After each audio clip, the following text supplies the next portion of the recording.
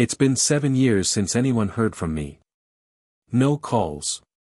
No texts. No social media. I didn't even leave a note. One morning, I walked out of my apartment in San Diego with a small duffel bag and a wallet full of cash, and I never looked back. Why? Because the one person I trusted most, my wife, Emily, shattered everything I believed in. We were together for nearly a decade. I met her when I was 23, broke, optimistic, and freshly out of college. She was smart, ambitious, and had that magnetic charm that made people instantly gravitate toward her. I was completely in love. Or maybe I was blind. At first, everything was perfect. We had the kind of relationship people envied: constant laughter, deep talks, shared dreams. We even started a small business together, and for a while, life was golden. But then, small things started to feel off. I'd come home to whispers that abruptly stopped when I walked through the door. Late-night texts she swore were just from coworkers. And this constant need she developed to get some space. Still, I ignored the signs. I trusted her. Until the day I opened her laptop by accident, and saw messages that made my stomach turn. The laptop wasn't even supposed to be mine to open. She had left it charging on the kitchen counter and ran out to grab groceries. I was just looking for my headphones, and when I moved the laptop, the screen lit up. One message preview caught my eye, just a name, Zach Redhart. I froze. Zach was her colleague from a project she had been working on for the past few months. The same guy she constantly talked about as being annoying and too flirty. The message said, "Last night was amazing. Can't stop thinking about you in that dress. Same time next week." I don't even remember opening the full conversation, but when I did, it was like my world tilted sideways. Weeks, no, months, of texts, pictures, plans. Late-night hotel meetups. Lies stacked on lies. And the worst part? She wasn't just cheating. She was planning to leave me. In one message, she wrote, "He's too nice. Too trusting. It's getting boring. Zach makes me feel alive." That line hit harder than any punch I'd ever taken in my life. I closed the laptop. Quietly walked to the bathroom.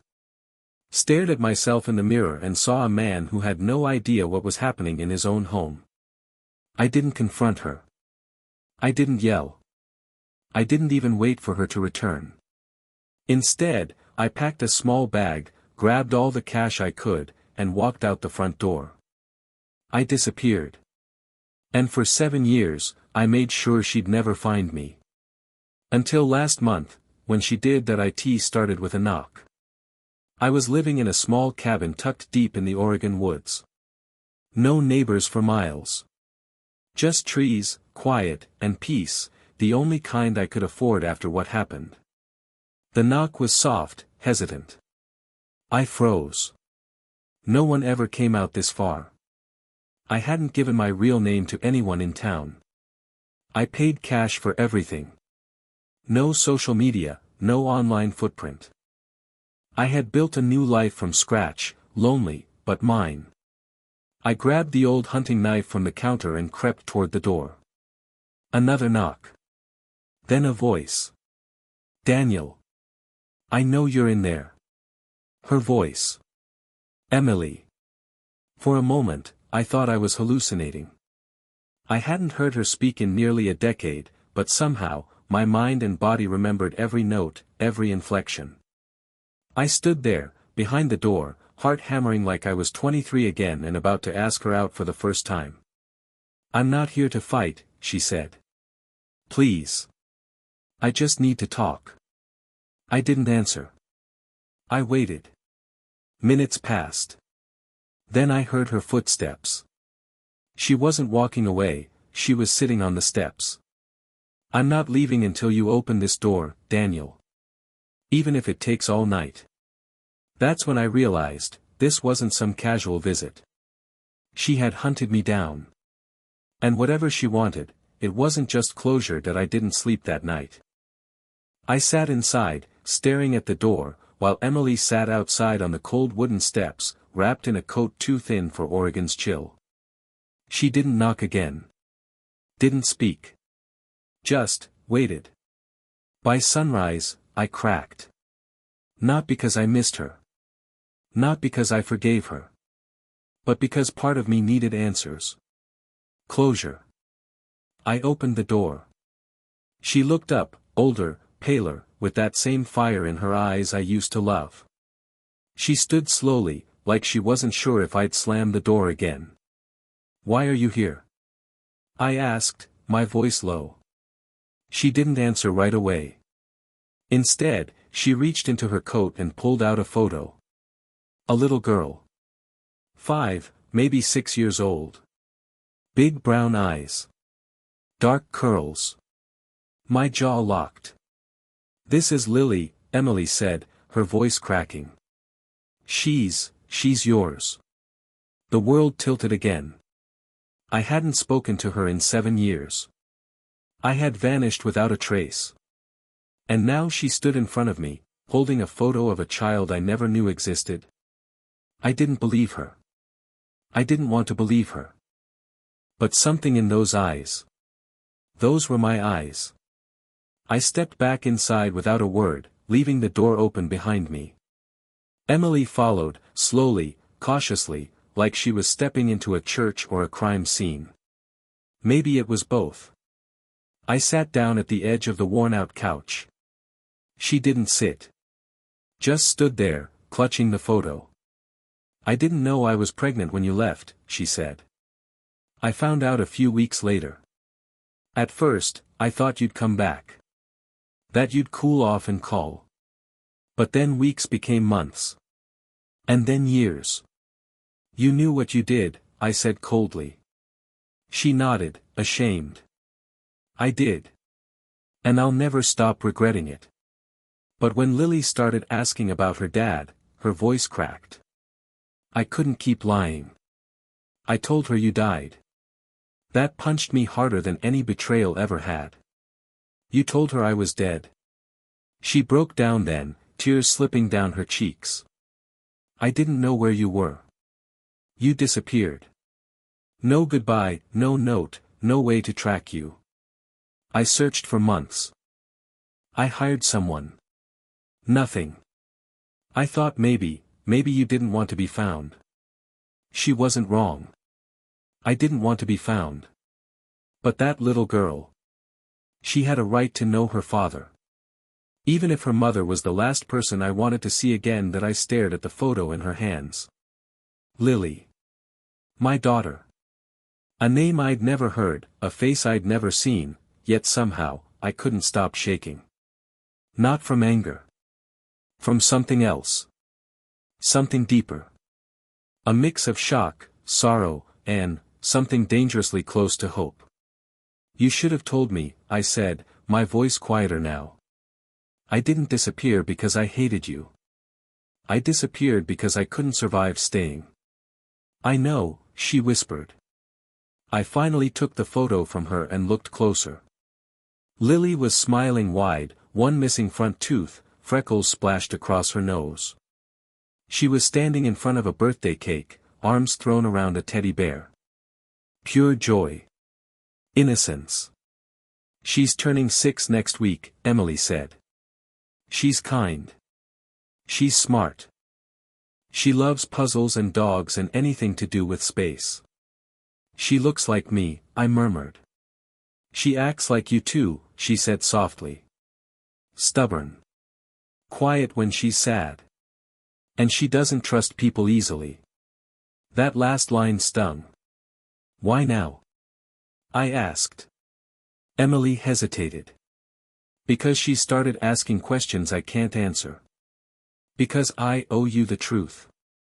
And because she deserves a chance to know the kind of man I destroyed." The room went silent again. The wind tapped against the windows like it was listening too. I didn't know what came next. But I knew one thing: if I walked away again, I'd never forgive myself. "I don't know how to be a father," I said finally. Emily sat down across from me, folding her hands in her lap like she was afraid to breathe too loudly. Neither did I know how to be a mother at first. But Lily, she teaches you. Every day. I looked at the photo again. There was something terrifying about the idea of a child I had never met loving me, needing me, even when I had no idea how to fill that role. I'm not coming back to you, I said. My voice was steady. Firm. I didn't ask you to, she replied, almost too quickly. This isn't about us. It's about her. I won't pretend what I did was forgivable. But she's innocent. And she deserves to know who she came from. I nodded slowly. My chest was tight. Where is she? In the car, Emily said gently. I didn't want to overwhelm you. I wasn't even sure you'd open the door. I stood up, heart pounding louder now than it had all night. You brought her here. She nodded. She thinks we're on a road trip.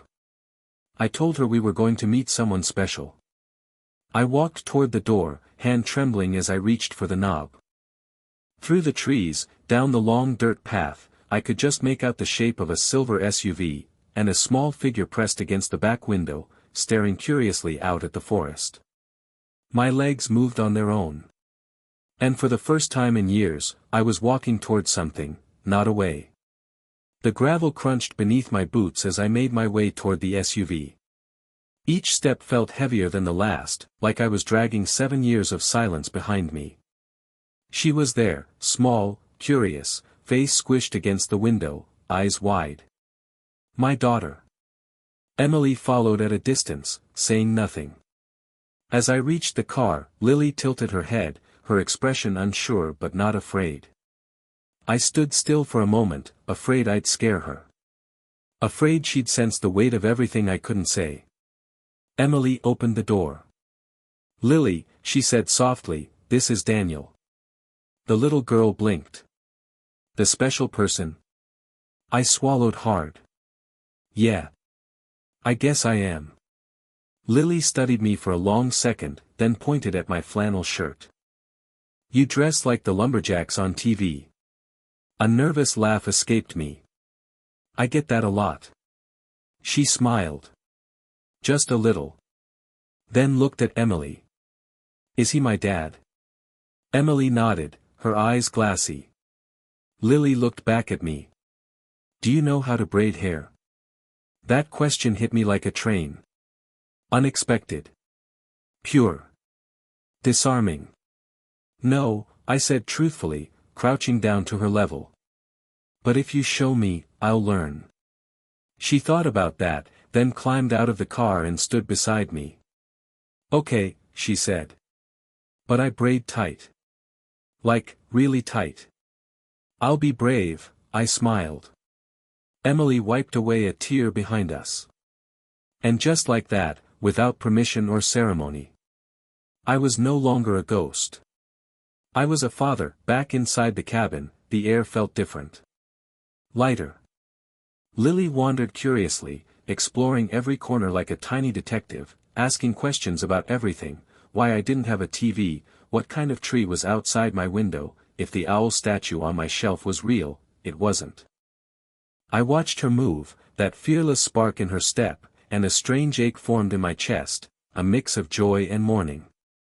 Joy that she was here. Mourning the years I missed.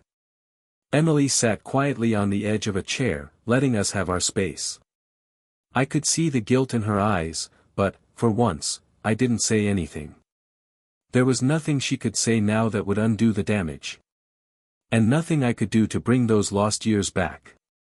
But Lily, she didn't care about the past. She only cared about the present. Can I draw you? She asked suddenly, pulling a worn sketchbook from her little backpack. Sure, I said. But only if I can keep the drawing. She giggled. Only if it's good. I sat still as she got to work, tongue poking out in concentration, her tiny hand sketching with a seriousness that made me smile. Emily watched from the background, arms crossed over her chest like she didn't dare breathe too hard. I want to come back here, Lily said without looking up. Next time can we make pancakes? I blinked. She was already talking about next time. And that's when it hit me. She had accepted me, without hesitation, without punishment. Not as a stranger. But as her dad. By the time the sun dipped below the trees, Lily had finished her drawing. She held it up proudly. Ta-da! It was rough, unpolished, scribbled with crayon and wildly out of proportion. But there I was, flannel shirt, messy beard, standing in front of my cabin, holding her hand. I couldn't speak. I just nodded, blinking back the sting in my eyes. "You're gonna hang it up, right?" she asked. "Absolutely," I said. "Front and center." She grinned. "Cool. Then next time, I'll draw us making pancakes." Next time. Those two words kept echoing in my mind. Emily stood in the doorway now, watching as Lily packed up her sketchbook. "We should hit the road," she said gently. "It's getting late." Lily looked up at me. "Can I come back next weekend?" That question hit like a freight train. I glanced at Emily. She nodded. "If you want to," I told her, kneeling down. "You can come back anytime." She leaned in and hugged me, quick, fierce, and without warning. It wasn't long, but it was everything. As they walked to the car, I followed them outside. Lily waved from the back seat, holding the drawing up against the window like a badge of honor. And then, they were gone. The forest grew quiet again. But the silence didn't feel as heavy anymore. I wasn't sure what kind of future waited ahead. But I knew I wasn't disappearing again. Not this time. A week later, I found myself in town for the first time in months, shopping for pancake mix, markers, and a kid-sized toothbrush. I even bought a second-hand telescope from a dusty antique shop. The owner said it didn't work perfectly. I didn't care. Lily liked space. The cabin felt different now. Less like a hideout. More like a home. That Saturday, just after noon, the silver SUV rolled up the dirt path again. My heart beat a little faster this time, not from nerves, but anticipation. Lily jumped out before the engine even shut off, waving a stuffed bear in one hand and shouting, "I brought my space book." Emily followed at a slower pace. We exchanged a look, an unspoken agreement. This was about Lily now. About building forward. The day was simple: pancakes, drawing, exploring the woods, laughing over silly jokes she made up on the spot. She even named the owl statue Commander Feathers, and insisted he protect the cabin while she was gone. That night, as she curled up in the makeshift bed I'd prepared by the fireplace, she whispered, "I'm glad you're not dead." I let out a quiet laugh. "Me too, Lily." She was asleep within minutes. Emily stood in the doorway, arms folded, her eyes soft. "I didn't expect you to open the door that day." "Neither did I." "I'm not asking for a second chance," she said, voice barely above a whisper. "But if you want one with her, I'll never get in the way." I nodded. "That's all I want." The fire crackled. Lily stirred but didn't wake. And for the first time in years, I didn't feel like I was running. I felt found. Morning light filtered through the trees, casting soft shadows across the cabin floor. Lily was still asleep, curled up with her stuffed bear and one sock halfway off her foot. I sat by the window, sipping coffee, listening to the quiet rhythm of the forest. Emily stood behind me, arms wrapped around herself like she didn't know where she belonged. We hadn't spoken much after last night's conversation. But there was something peaceful in the silence. After a few minutes, she whispered, "Do you think you'll ever forgive me?" I didn't look at her. I stared out at the trees. "I don't know," I said honestly. "Some days I want to. Other days, I still feel the hole you left in me." She nodded slowly, accepting that. But I do know this, I added.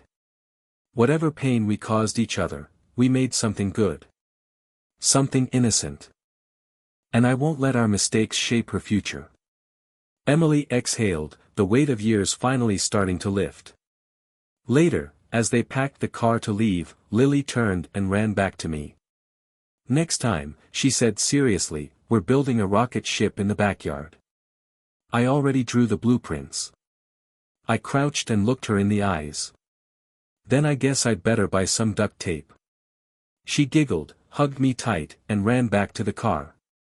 As they drove off, I stood alone on the porch, but not empty. Not hidden. Not erased. Just a man who had once vanished without a trace. Now waiting to be found again, weekend by weekend, piece by piece, by a daughter who never stopped believing he was out there.